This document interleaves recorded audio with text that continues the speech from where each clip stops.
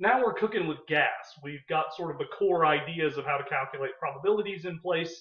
Let's dig in a bit and come up with some tricks, again, techniques, if you will. So, the example I've got posted in the PowerPoint slides talks about a casino game. We've already mentioned some examples that appear in the homework and WebAssign based on roulette tables. So that's one thing. Sometimes the examples in this chapter give everybody this idea that I'm sort of like card shark or inveterate gambler. We'll talk more about that eventually. But for now, let's just look at this one particular game of craps. Unfortunate name.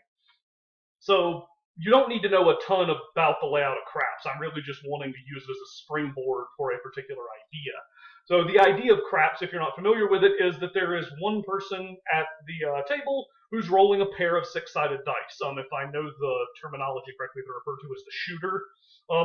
I may be wrong on that. So anyway, so they roll a pair of six-sided dice.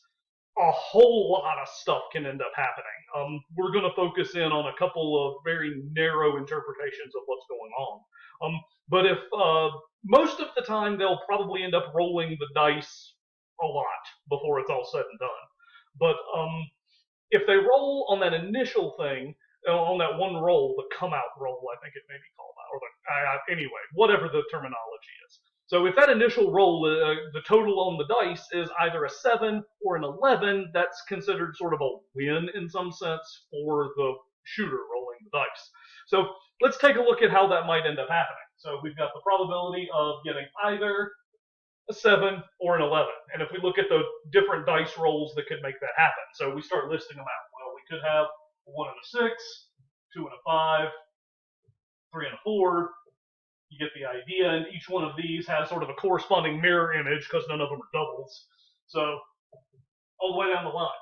So those are the 7s. There's no other options really. For an 11, it's one of those two things, either a 5 and a 6 or a 6 and a 5. So now we count all of those different possibilities up, 3, 6, 8. And we've said previously there are 36 possible results on a roll of two six-sided dice. So we have 8 over 36. If you wanted to reduce that fraction down, that would be 2 ninths. So again, this is nothing really new at this point. The key idea here is I've sort of cordoned these off in a way that suggests something a little bit different. So note that if I work these two out separately, so I conveniently again separated my dice rolls. These are the ways I can get a 7. These are the ways I can get an 11. So there were 6 ways, counting down that list, that I could get a 7. So the probability of rolling a 7 is 6 over 36. There's 2 ways I can roll an 11. 2 over 36. I've lined them up over top of each other because, hey, if I add those two guys together, 636 plus 236 is 8 over 36. And wait, we got the same thing either way. We kind of lumped them together or we broke them apart separately. So as it turns out, in general, this happens in a lot of scenarios where the events that you're dealing with here, rolling a 7, rolling an 11, are what we call mutually exclusive. So we say things are mutually exclusive if they cannot occur simultaneously. You can get more technical about what it means in terms of set theory type stuff. Our textbook goes into that if you're curious.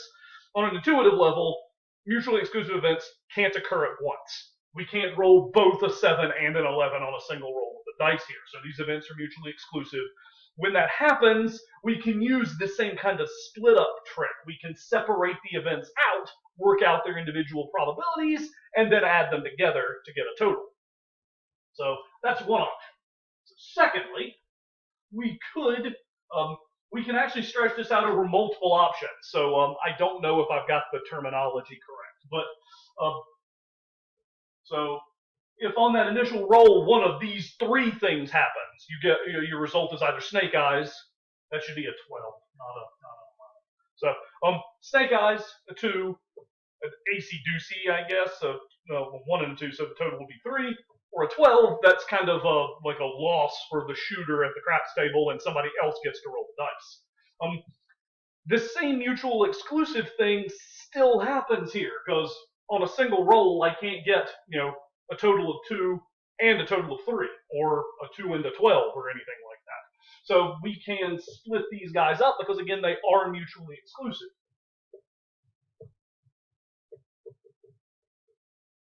And each one of those things, we can work out the probability separately. This only happens if we get a 1 and a 1, the snake eyes. There's 2 ways this happens, 1 and 2, or 2 and 1. So, and then the 12, it's got to be box cards, a 6 and a 6. So,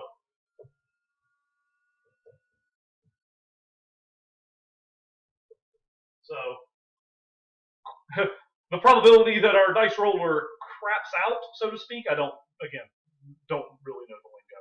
But, so we get a 1/9 probability that this insta-lose thing happens, as opposed to the 2/9 probability of the insta-win. Don't get the wrong idea. I really am cutting out a lot of relatively complicated stuff as far as craps is concerned. This is just kind of like real baseline stuff. Anyway, so that's mutually exclusive, probability stuff. Let's take a look at another one of our classic examples. So we're going to shuffle up some cards. We're going to deal out a single card. For the record, no jokers this time. I only did that once just to, mix things up. If I get bored, we're all doomed, right? So imagine I shuffle up a 52-card poker deck. I deal 1 card to you. What's the likelihood that card is either a face card or a 10? Maybe we're playing blackjack. Faces and face cards and 10s are kind of important in there. So are these mutually exclusive? Well, yeah, because the card's not both a face card and a 10. If you have a card that's both, go get your money back from wherever you bought the deck of cards, because there's a defect. So yeah, these are mutually exclusive. So we can break those up like so.